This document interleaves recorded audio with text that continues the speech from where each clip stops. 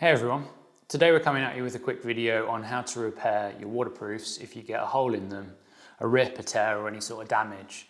We're specifically going to be looking at doing it for Gore-Tex waterproofs. They're the most common brand on the market when it comes to the material used in your waterproofs, but this will work for pretty much any waterproof material that you have, barring a few minor exceptions. And it's something that can commonly happen if you have waterproofs.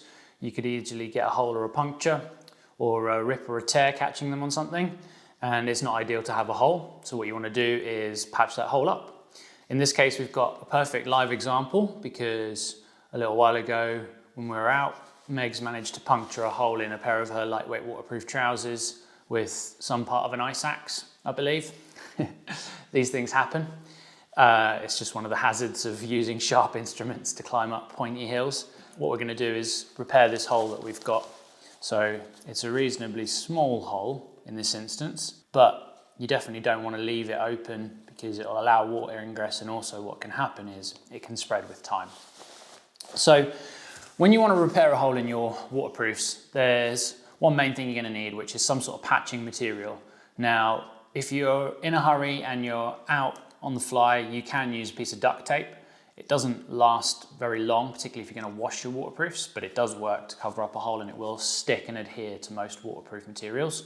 If you want a more lasting repair, then what I would suggest is going online and picking up a fabric repair kit. This is one from GearAid. This is not sponsored or anything. I bought this myself on Amazon, and it's Gore-Tex branded, and they'll send you these little patches, which you can then cut to the size of the hole you want to repair and stick it in place.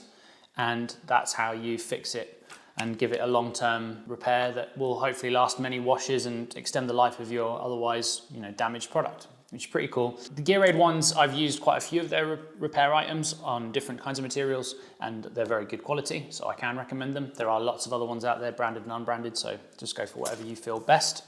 They'll send you, in this particular instance, and they're all pretty similar, a little container that has some little patches in it, and they'll give you a couple of different sizes. So in this case, we've got a rectangular one and we've got a little circular one. I say little, it's quite big. Both of them are reasonably sized patches. So with the rectangular patch and the circular patch, in this you've got a really big rip, the chances are you're going to need to cut it down. So what you're going to do is you're going to grab yourself a nice sharp pair of scissors, and you're going to have a look at what the size of your tear is. And in this instance, as we can see, like I say, it's reasonably small.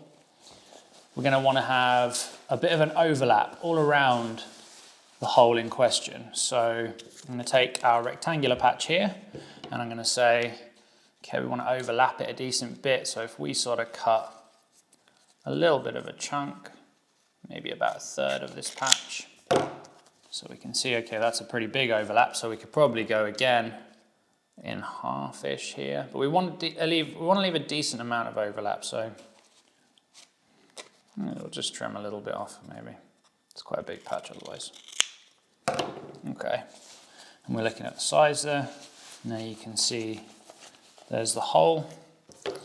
Put something white in there so you can see through how it looks. There's our hole, and there's our patch. So plenty of overlap all sides. We can probably orientate it like that. All right, what we can do now, pop our other bits away. We don't need them for now. So we've cut our little patch.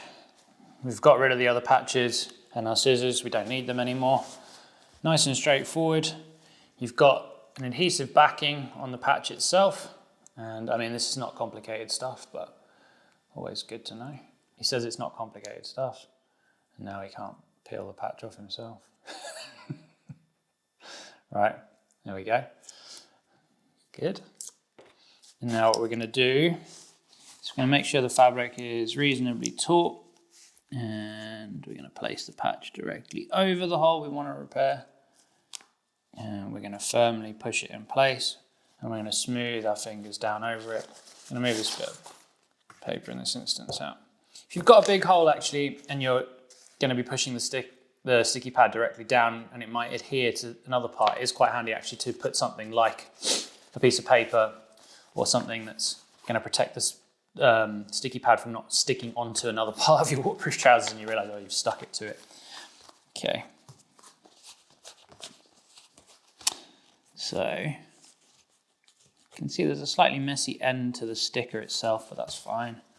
And in this instance, it's not a perfect color match. You can get these pads in different colors. So, you know, there's lots of different colors out there. If you want to get a perfect match, you might find one, but the chances are you can get something similar. In this instance, we've got a slightly darker black on sort of a navy blue. You know what? It's not the end of the world. Outdoors gears need to be functional over anything else. So yeah, that's the main thing. Okay, so now that we've got it stuck in place, there's one last step which really helps to give it a bit more longevity and keep it stuck for longer. For most of the patches out there, it's the same. With these Gearaid ones specifically, it is, and all you need is a hairdryer.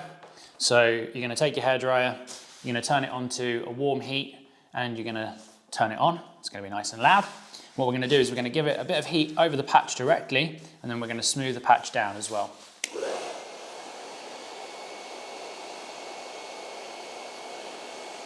And now that you've used your hairdryer to heat it up and get it good and hot, you can also use an iron if you prefer on your waterproofs. Just be careful if you're doing that.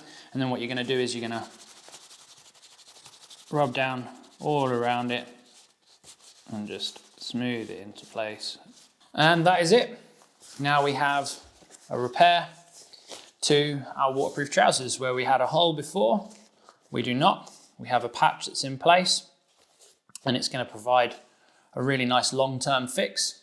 Going to be able to put it in a washing machine. It's going to go through multiple cycles, be reproofed like it would with any other waterproofs, and shouldn't have any issues at all.